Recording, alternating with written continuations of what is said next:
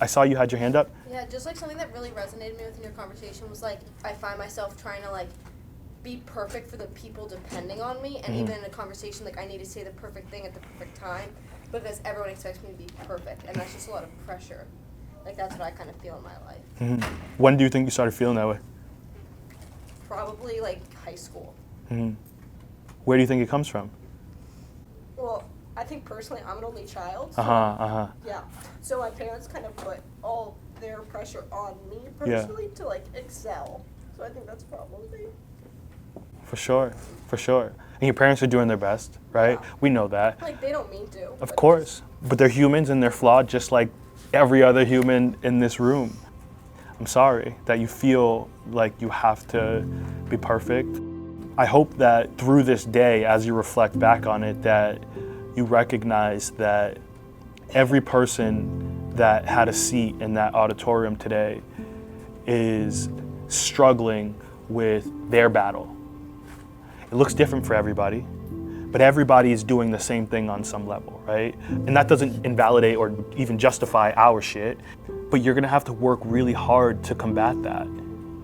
Like really, like that's gonna be a narrative that you're gonna have to fight against. And we all have them. We all have our own narrative. Like my narrative is that's something that I have to combat every single day.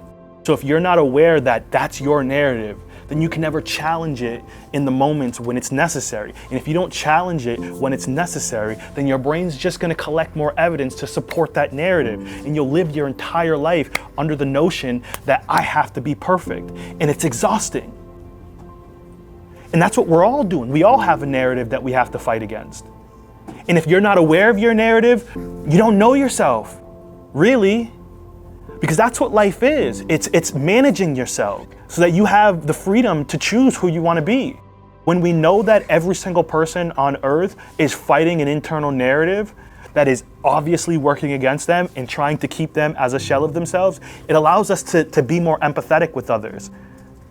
You don't need to know what their story is. You don't need to know what their narrative is to recognize that they live on the same earth that you do with flawed human as parents.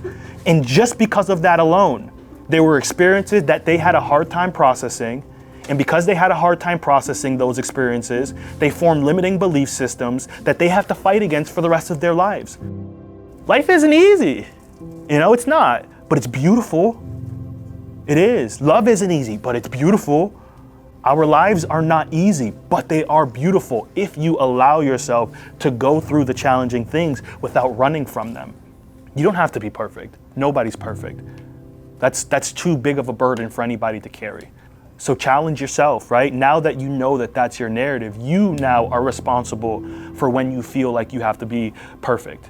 Nobody else. It's not on your parents anymore. It's not on your coaches anymore to make you feel like you don't have to. It's on you because there's a level of awareness now that you have to hold yourself accountable to, right? Every person in the room is responsible for their ability to identify, process, and manage their own lives.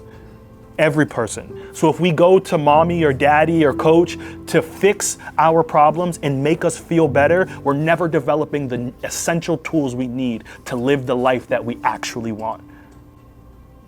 And that doesn't mean you don't talk about it, because you can't process anything you're not able to talk about. Because if you can't talk about it out loud, then you're just playing ping pong with your thoughts in your head. There's nobody to help you challenge it. Good friends help you challenge the narrative. Remember that. Good friends help you challenge the narrative. But they can only be a good friend if you let them know the narrative. They can't help you if they don't know where you need help. They can't recognize when you need help. Sometimes we don't even realize because we're so used to running from ourselves. A good friend will call you on your shit. Will have the uncomfortable conversations. But it requires us to give them space to do that. We have to make opportunities for them to hold us accountable by letting them know, this is my narrative, this is how it's limiting my life.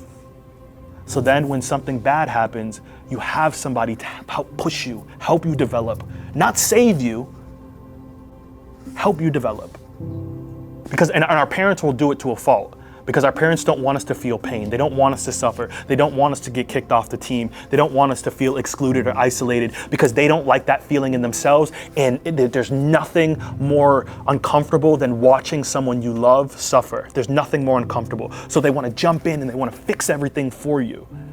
And we've allowed them to, because it's like a level of instant gratification. But you guys are at a stage in your life now where you have to start taking accountability for who you really want to be. Because mom's not going to be there. And your dad's not going to be there. Your coach, your best friend, like nobody can save you. And you don't need saving. You just need to develop these tools.